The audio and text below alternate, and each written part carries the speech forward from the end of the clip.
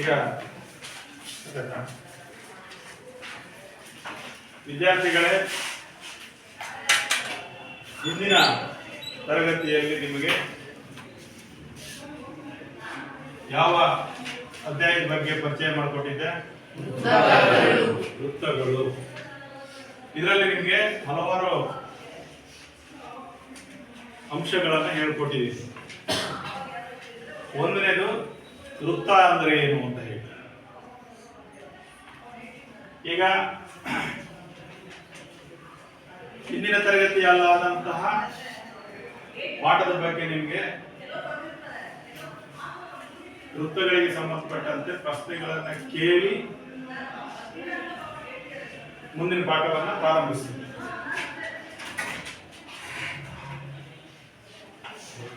ಈಗ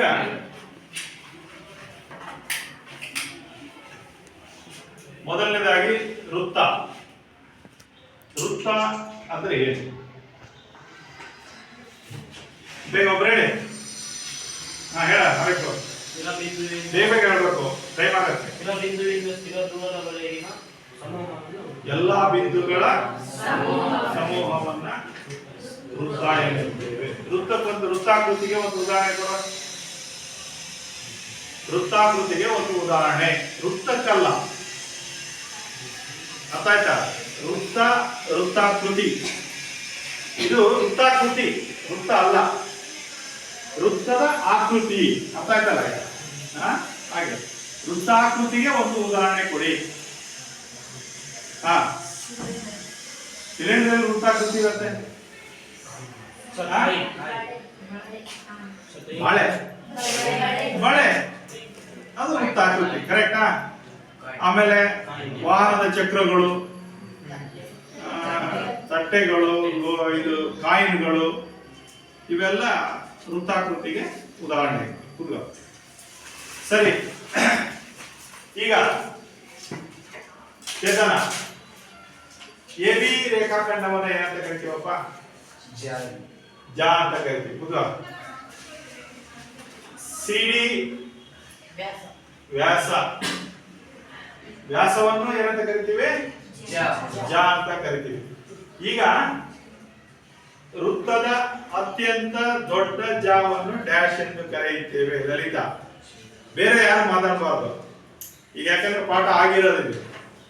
ವೃತ್ತದ ಅತ್ಯಂತ ದೊಡ್ಡ ಜಾವನ್ನ ನೋಡಿ, ಇದು ಜಾನೆ ಹೇಳಿದ್ದೀನಿ ನಾನು, ನೆನಪಿದೆಯಾ? ಇದು ಸಹ ಜ, ಇದು ಸಹ ಜ, ಇದನ್ನು ಒಂದು ಜ ಅಂತಿರೋದು. ಈಗ ಇದು ಸಹ ಸ್ಪರ್ಶಕ ರೇಖೆ, ಸ್ಪರ್ಶಕ. ಇದು ನೋಡಿ, ಇದು ಚಿಕ್ಕದಿದೆ, ಹೌದಾ? ಇದು ಜ, ಇದು ದೊಡ್ಡದಿದೆ, ಇದು ಸಹ ಜ. ಅತ್ಯಂತ ದೊಡ್ಡ ಜಾವನ್ನ ನೋಡಿ, ಆ ದೊಡ್ಡ ಜಾಗಕ್ಕೆ ಒಂದು ಹೆಸರಿದೆ.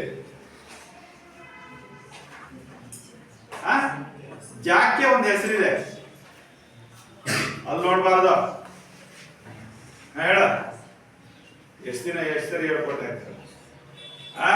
ಹೇಳ, ವ್ಯಾಸ ಅಂತ ಕರಿತೀವಿ. ಅದನ್ನು ಏನಂತ ಕರಿತೀವಿ? ಕೇಂದ್ರದ ಮೂಲಕ ಹಾದು ಹೋಗುವ ಜಾವನ್ನ, ಕೇಂದ್ರದ ಮೂಲಕ ಅಷ್ಟೇ, ಅದನ್ನ ಮಾತ್ರ ವ್ಯಾಸ ಅಂತ ಕರಿತೀವಿ. ಉಳಿದವೆಲ್ಲ ಜ ಆಗ್ತಾವ ಅಷ್ಟೇ. ರೈಟ್. ಈಗ ಎಕ್ಸ್ ವೈ ರೇಖೆಯನ್ನು ಏನಂತ ಕರಿತೀವಮ್ಮ? ಅದು ನೋಡ್ಬೇಡ. ಎಕ್ಸ್ ವೈ ರೇಖೆಯನ್ನ ಏನನ್ನು ಕರೆಯುತ್ತೇವೆ? ಎಲ್ಲದಕ್ಕೂ ಜಾನ. ಹೇಳ, ಜೋರಾಗ, ಕರೆಕ್ಟ್ ಹೇಳ್ತಿದ್ಯಾ? ಜೋರಾಗ ಹೇಳ. ಛೇದಕ ರೇಖೆ ಅಂತ ಹೇಳಿ ಕರಿತೀವಿ. ಯಾಕೆಂದ್ರೆ ಅದು ಎರಡು ಬಿಂದುಗಳಲ್ಲಿ ಏನಾಗಿದೆ? ಛೇದಿಸಿದೆ. ಕರೆಕ್ಟಾ? ಛೇದಿಸಿ ಹಾದು ಹೋಗಿದೆ. ವೃತ್ತದ ಮೇಲಿನ ಎರಡು ಬಿಂದುಗಳಲ್ಲಿ ಅದು ಹಾದು ಹೋಗಿದೆ.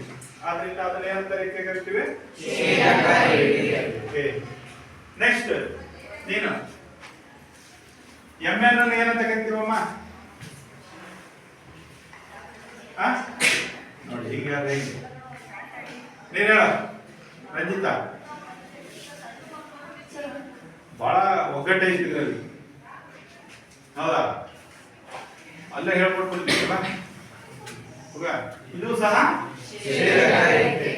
MN ಸಹ ಬಾಹ್ಯ ರೇಖೆ. ಇದು ವೃತ್ತದ ಹೊರಗಿದೆ, ಇದು ವೃತ್ತದ ಹೊರಗಿದೆ. ಸರಿ, ನೆಕ್ಸ್ಟ್ ಧನುಷ. PQ ರೇಖೆಯನ್ನ ಏನಂತ ಕರಿತೀವಪ್ಪ? ಯಾಕೆ ಸ್ಪರ್ಶಕ ಅಂತ ಕರಿತೀವಿ? ಯಾಕೆ ಈ ರೇಖೆಯನ್ನ ಸ್ಪರ್ಶಕ ಅಂತ ಕರಿತೀವಿ? ಇದನ್ನ ಕರಿಬೋದಿತ್ತು ಸ್ಪರ್ಶಕ ಅಂತ. ಕರೆಕ್ಟಾ? ಕೆಳಗಿದೆ ಅಂತ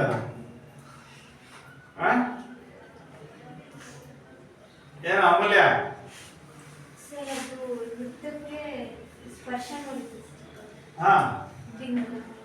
ಹಂಗ ಹೇಳದ? ಇದು ಸ್ಪರ್ಶ ಆಗಿದೆ. ಇಲ್ಲಿ ಸ್ಪರ್ಶ ಅಂದ್ರೆ ಸಂಧಿಸೋದು ತಾನೆ.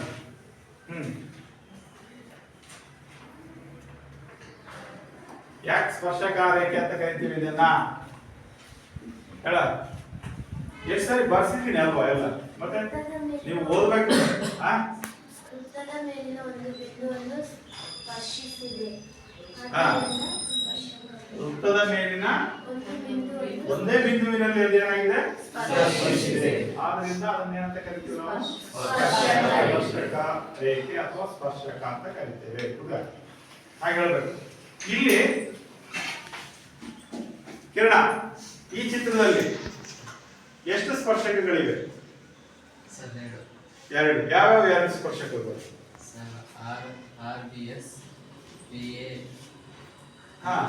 ನೀವು ಹೇಳೋದು ಬೇಡ, ಹೇಳೋದು ತಪ್ಪಿಲ್ಲ. PAQ ಅಂದ್ರೂ ತಪ್ಪಿಲ್ಲ. ಆದ್ರೆ ನೀವು PQ ಸ್ಪರ್ಶಕ ಅಂತ ಹೇಳ್ಬೇಕು, ಆಯ್ತಾ? ಇವೆರಡು ಸ್ಪರ್ಶಕಗಳು ಡ್ಯಾಶ್ ಆಗಿವೆ. ಸಮಾಗಿದವ? ಸಮಾಂತರ ಆಗಿವೆ. ಸಮಾಂತರ ಆಗಿವೆ. ಅರ್ಥ ಆಯ್ತಾ? ಈಗ ಇಲ್ಲಿ ಲಾಸ್ಟ್ ಚಿತ್ರದಲ್ಲಿ ನೀವು ವೃತ್ತವನ್ನ ಎರಡು ಭಾಗ ಮಾಡಿದೀವಿ. ವೃತ್ತವನ್ನ ಭಾಗ ಮಾಡಿದ್ದೀವಿ. ಭಾಗ ಮಾಡಿದಾಗ ಕಡಿಮೆ ಇರುವ ಪ್ರದೇಶವನ್ನು ಏನಂತ ಕರಿತೀವಿ? ಜಾಸ್ತಿ ಇರುವ ಭಾಗವನ್ನ ಲಘು ಇರುವ ವೃತ್ತದ ಪರಿಧಿಯನ್ನು ಏನಂತ ಕರಿತೀವಿ? ಇದನ್ನ ಅಂತ ಹೇಳಿ ಕರೀತೇವೆ. ಈಗ ಒಂದು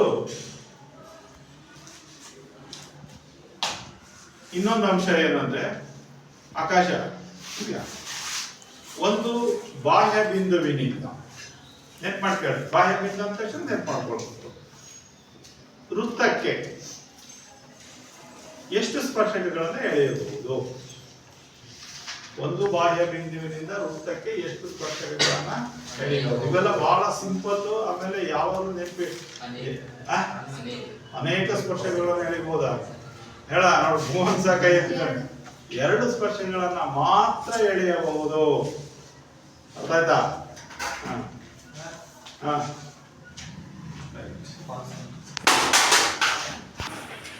ಈ ಎರಡು ಸ್ಪರ್ಶಕಗಳನ್ನ ಎಳಿಬಹುದು.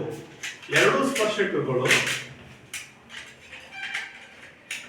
ಡ್ಯಾಶ್ ಆಗಿರುತ್ತವೆ. ಜ್ವರ ಹೇಳ. ಸಮವಾಗಿರುತ್ತವೆ. ನೆಕ್ಸ್ಟ್ ನೋಡಿ,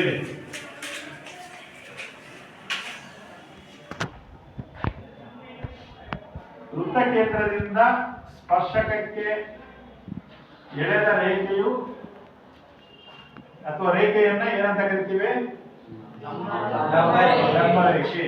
ಅಲ್ಲಿ ಎಷ್ಟು ಡಿಗ್ರಿ ಕೋನ ಉಂಟಾಗುತ್ತೆ?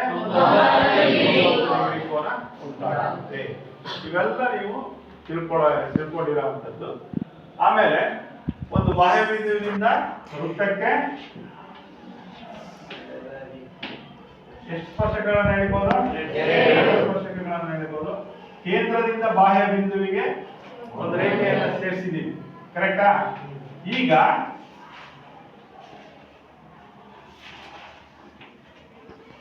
ಎಷ್ಟು ತ್ರಿಭುಜಗಳು ಉಂಟಾದವಲ್ಲಿ? ಎರಡು ತ್ರಿಭುಜಗಳು ಉಂಟಾದವು.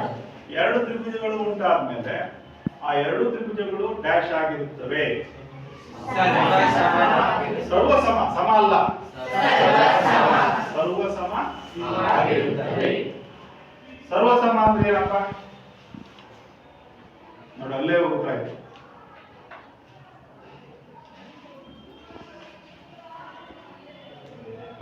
ಹೇಳ, ಈಗ ಎರಡು ತ್ರಿಭುಜಗಳು ಸರ್ವಸಮ ಆಗಿರುತ್ತವೆ. ಎಲ್ಲವೂ ಅಂದ್ರೆ ಯಾವ? ನಾಮ್ನಿನ ಅಷ್ಟೇನಾ? ನೀನ್ ಹೇಳ. ಎರಡು ಅಂದ್ರೆ ಯಾವುದು? ಎರಡು ತ್ರಿಭುಜಗಳು ಸರ್ವಸಮವಾಗಿರುತ್ತವೆ, ಇದು ಗೊತ್ತಾಗಿದೆ. ಎರಡು ತ್ರಿಭುಜಗಳು ಸರ್ವಸಮ ಅಂದ್ರೆ ಅಲ್ಲಿ ಯಾವ್ಯಾವ ಅಂಶಗಳು ಸಮ ಆಗಿರ್ತವೆ ಅಂತ ನಾನು ಕೇಳಿದ್ದಾರೆ.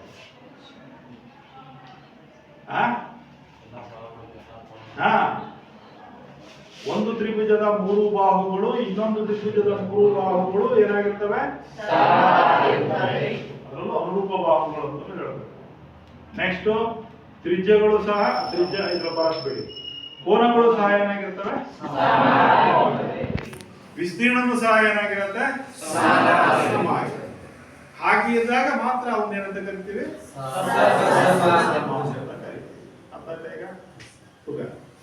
ಈಗ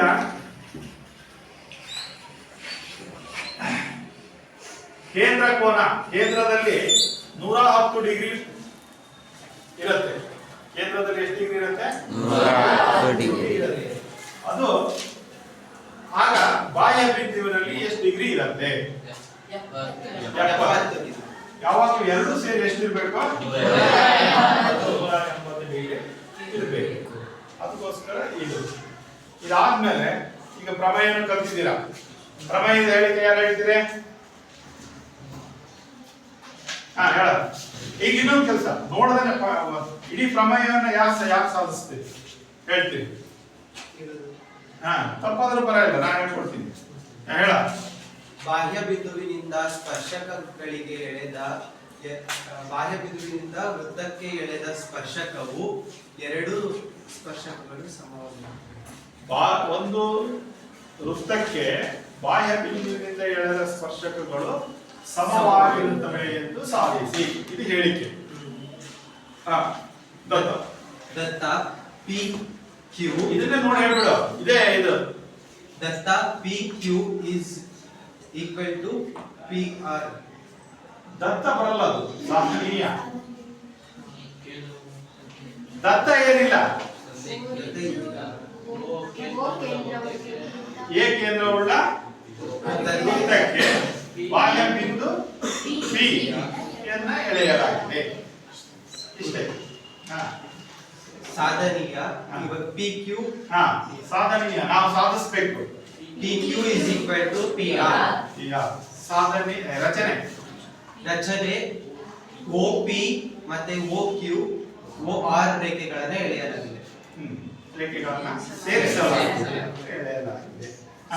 ಸಾಧನೆ ಪಿ ತ್ರಿಭುಜ, ಲಂಬಕೋನ ತ್ರಿಭುಜ O P O Q P Q O ಮತ್ತು ಓ ಆರ್ ಪಿ ಎರಡರಲ್ಲಿ ಓ ಮತ್ತೆ ಪಿ ಉಭಯ ಸಾಮಾನ್ಯ ರೇಖೆಯ ಅದು ಬಿಂದು ಹೇಳಿದಾಗ ಅವಾಗ ಓ ಮತ್ತು ಪಿ ಬಾ ಓ ಮತ್ತು ಪಿ ಬಾಹು ಓ ಮತ್ತು ಪಿ ಅನ್ಬಾರ್ದು. ಓ ಪಿ ಬಾಹು ಉಭಯ ಸಾಮಾನ್ಯ ಬಾಹುವಾಗಿದೆ. ಉಭಯ ಸಾಮಾನ್ಯ ಎರಡು. Next O Q O R ಗೆ ಸಮವಾಗಿದೆ. ಏಕೆಂದರೆ ಅವೆರಡು ತ್ರಿಜ್ಯಗಳು ಸಮ ಇರ್ತವೆ. ಮತ್ತೆ ಓ ಲಂಬಕೋನ ಆರ್ ಲಂಬಕೋನ ಎರಡು ಸಮವಾಗಿರುತ್ತೆ. ಆದ್ದರಿಂದ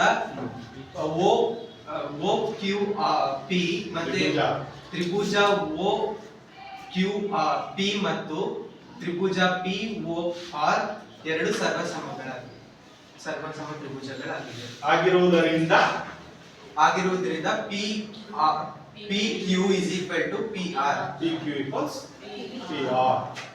ಇದು ಪ್ರಮೇಯ. ನಾನು ಮೊದಲೇ ಹೇಳಿದಾಗೆ ಪರೀಕ್ಷೆ ಬರುತ್ತೆ, ಸುಲಭ ರೀತಿಯಲ್ಲಿ ಇರುತ್ತೆ. ಅದನ್ನು ನೀವು ಕಲ್ತ್ಕೊಂಡ್ರೆ ಆಯ್ತು. ನೆಕ್ಸ್ಟ್ ಈಗ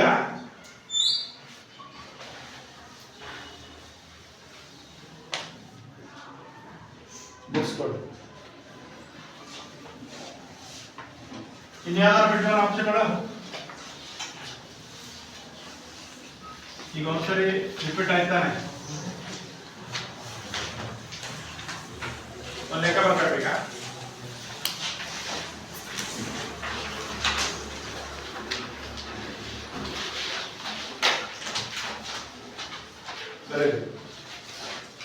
ವೃತ್ತ ಕೇಂದ್ರದಿಂದ ಅಲ್ಲ, ಎರಡು ಏಕಕೇಂದ್ರೀಯ ವೃತ್ತಗಳ ತ್ರಿಜ್ಯಗಳು ಎರಡು, ಬರಿಬೇಗ, ಎರಡು ಏಕಕೇಂದ್ರೀಯ ವೃತ್ತಗಳ ತ್ರಿಜ್ಯಗಳು ಬೇರೆ ಬರಿಬೇಕು, ಕನ್ನಡ ಇದು. ಎರಡು ಏಕಕೇಂದ್ರೀಯ ವೃತ್ತಗಳ ತ್ರಿಜ್ಯಗಳು 5 ಸೆಂಟಿಮೀಟರ್ ಮತ್ತು 3 ಸೆಂಟಿಮೀಟರ್ ಆಗಿದೆ. 5 ಸೆಂಟಿಮೀಟರ್ ಮತ್ತು 3 ಸೆಂಟಿಮೀಟರ್ ಆಗಿದೆ. ಚಿಕ್ಕ ವೃತ್ತಕ್ಕೆ ಸ್ಪರ್ಶಿಸುವಂತೆ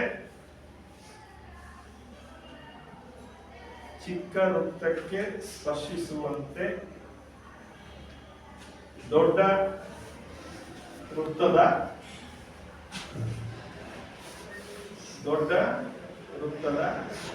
ಜಾಲ ಉದ್ದವನ್ನು ಕಂಡುಹಿಡಿಯಿರಿ.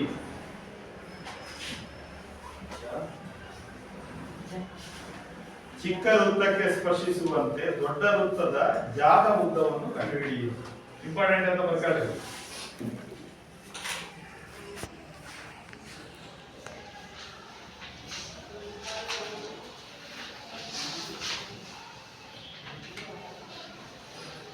ಆಯ್ತಾ? ಈಗ ನೋಡಿ, ಫಸ್ಟ್ ಎಲ್ಲರೂ ಕೈಬರದಲ್ಲೇ ಉತ್ತರ ಹೇಳ್ಕೊಳ್ಬೇಕು. ಈಗ ಏಕಕೇಂದ್ರೀಯ ಅಂದ್ರೆ ಏನಪ್ಪ? ಅಲ್ಲಿ ಎಷ್ಟು ವೃತ್ತ ಎಳಿಬೇಕೀಗ? ಎರಡು ವೃತ್ತ ಎಳಿಬೇಕು. ಏಕಕೇಂದ್ರೀಯ ಅಂದ್ರೆ ಕೇಂದ್ರ ಬಿಂದು ಒಂದೇ. ಒಂದು 3 ಸೆಂಟಿಮೀಟರ್ ತಗೊಂಡು ವೃತ್ತ ಎಳಿ. ಕರೆಕ್ಟ್ ಆಗಿ ಅಳತೆ ತಗೊಳ್ಬೇಕು. ಇದು ಲೆಕ್ಕದ ಪ್ರಕಾರ ಕೈವಾರ ಇಲ್ಲ. ಬೇಗ ನೀವು ಬಹಳ ಫಾಸ್ಟ್ ಇರ್ಬೇಕು.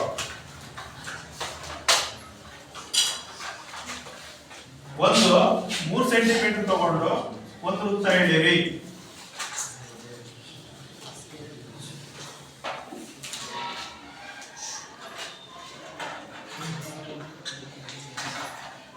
ಓಕೆ, ಓ ಕೇಂದ್ರ ಗುರುತು ಮಾಡಿ. ಇನ್ನೊಂದು ಎಷ್ಟು? 5 ಸೆಂಟಿಮೀಟರ್. 5 ಸೆಂಟಿಮೀಟರ್ ತಾಳಿ. ಕರೆಕ್ಟ್ ಆಗಿ ಅಳತೆ ಬರ್ಬೇಕು. ಲೆಕ್ಕ ತಪ್ಪಾಗಿಲ್ಲ. 5 ಸೆಂಟಿಮೀಟರ್ ತಗೊಂಡು ಇನ್ನೊಂದು ವೃತ್ತ ಎಳೆಯಿರಿ. ಇವು ಏಕಕೇಂದ್ರೀಯ ವೃತ್ತಗಳು.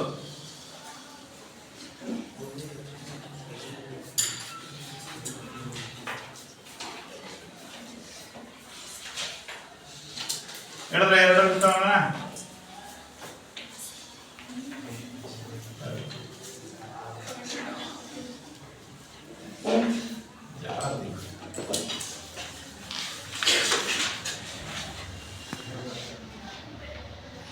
ಆಯ್ತಾ?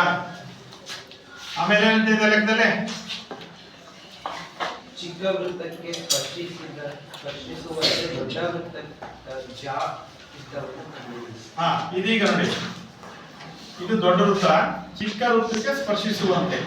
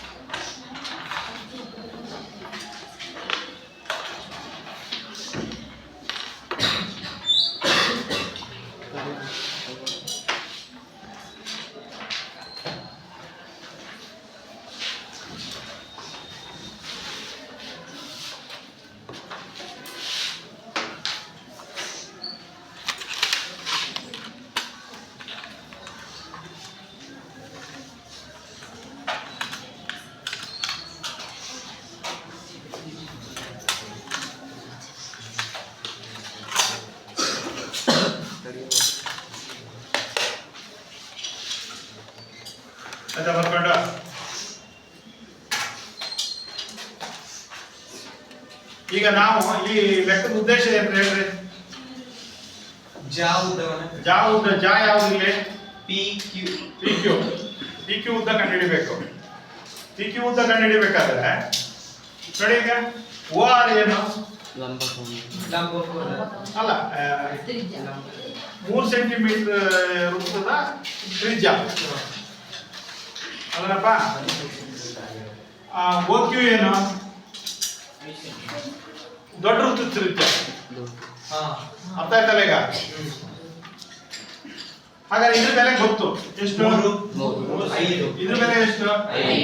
5. ಈಗ ಇದು ಒಂದು ಲಂಬಕೋನ ತ್ರಿಭುಜ ಆಯ್ತಾ?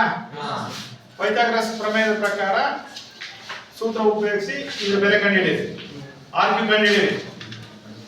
ನೋಡಿ, ಲಂಬಕೋನದ ಎದುರುಬಾಹು ಸೂತ್ರ O Q square equals O R square plus R Q square.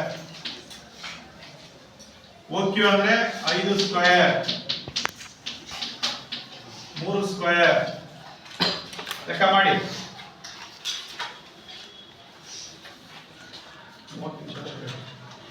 ಈಗ ಎಷ್ಟಾಯ್ತು? 28.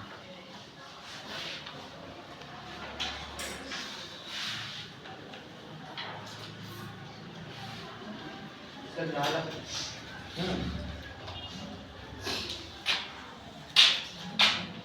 25, 9 R Q square. R Q square ಬೇಕು.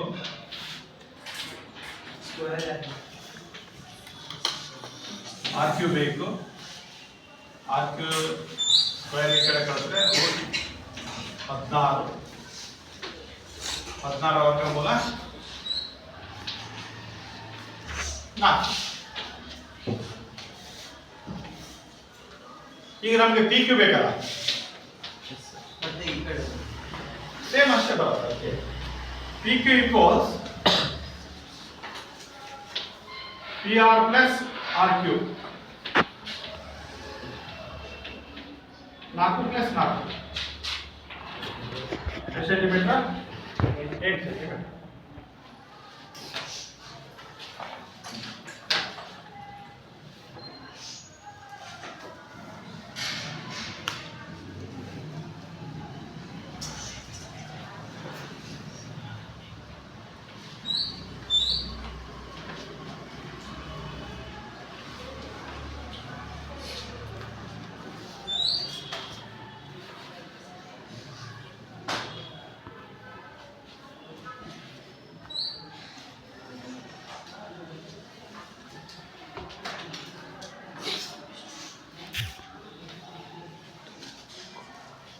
ಆಯ್ತಲ್ವಾ?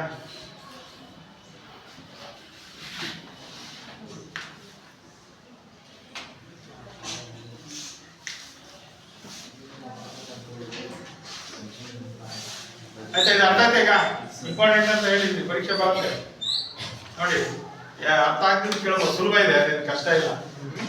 ಈ ಲಂಬಕೋನದಲ್ಲಿ ಇದನ್ನ ಮಾಡ್ಕೊಂಡು ಸಾಕು. ಇಲ್ಲೇ ನಿಮ್ಮ ಪರೀಕ್ಷೆಗೆ ಇದೇ ಅರ್ಥ ಕೊಡಲ್ಲ, ಬೇರೆ ಬೇರೆ ಅರ್ಥ ಕೊಡ್ತಾರೆ ಅಷ್ಟೇ. ಮತ್ತಿನ್ನೇನು ಏನು ಉತ್ತರ ಬರುತ್ತೆ ಅದನ್ನ ಡಬಲ್ ಮಾಡ್ಬಿಟ್ರೆ ಸರಿ. ನೆಕ್ಸ್ಟ್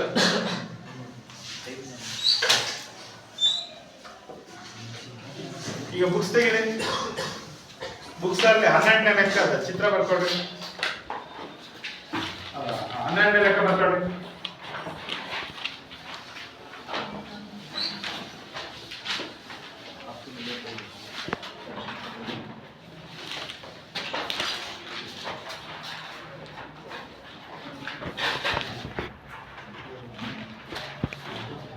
ಲೆಕ್ಕ ಬರ್ಕೊಡ್ರಿ.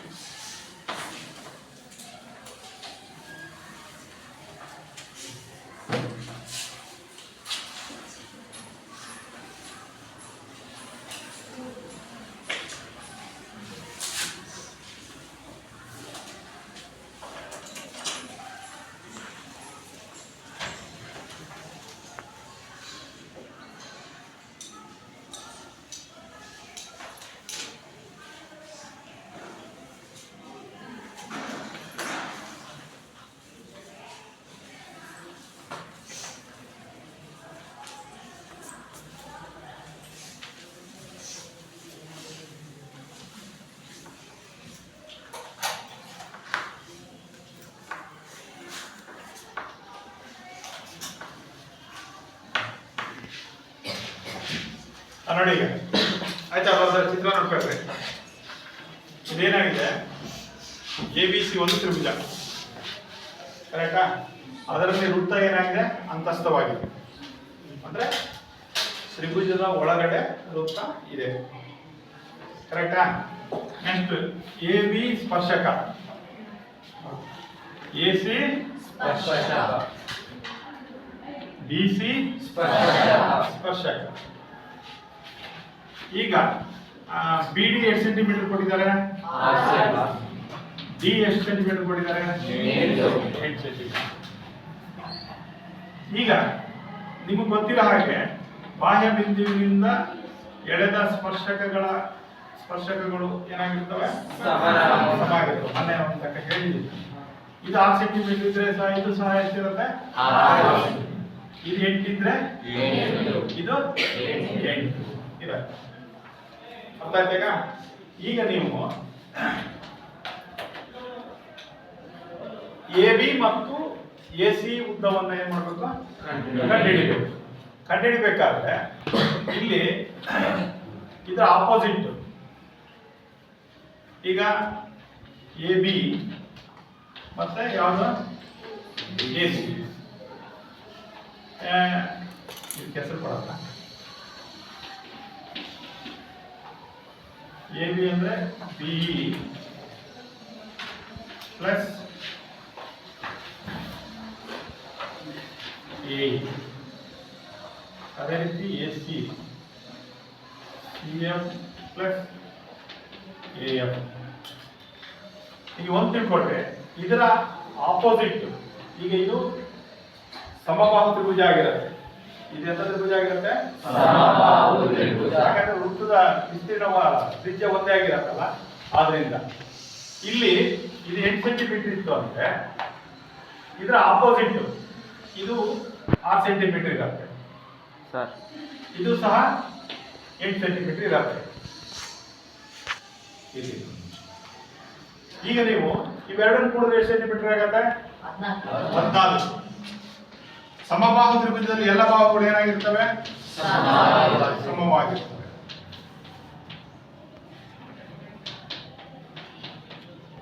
ಇದೇನಿಲ್ಲ, ಸ್ವಲ್ಪ ತಿಳ್ಕೊಳ್ಬೇಕಷ್ಟೇ, ಬರ್ಕೊಳ್ಬೇಕು.